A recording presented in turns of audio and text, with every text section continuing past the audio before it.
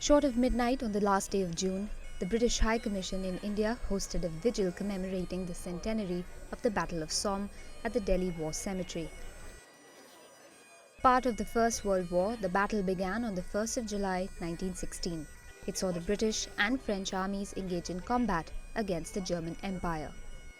When the offense paused 141 days later, more than 1 million men had been wounded and killed on both sides.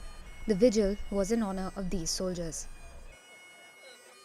I think at least a personal perspective from me is that I think war touches everybody because of a sacrifice involved.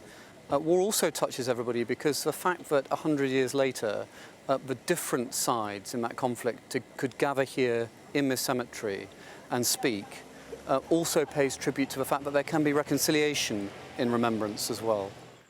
Nearly 20,000 British and Empire troops died on the first day of the battle itself, the greatest loss of life the British Army suffered in one day in its military history.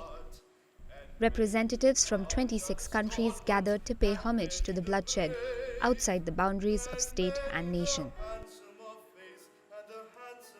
You can see I, as the former enemy, was invited to to recite a poem at this event to commemorate how wise it is to settle things peacefully and to see the brother in the opponent and not so much the enemy. Among those who served for Britain at the battle was the author JRR Tolkien. He spent 4 months in the trenches in the Picardy region of France, and it was here, surrounded by suffering, death and sickness, that he began writing about Middle-earth, drafts that eventually became his epic Lord of the Rings. With Nagin Singh in New Delhi, Aisha Sindhu for WION.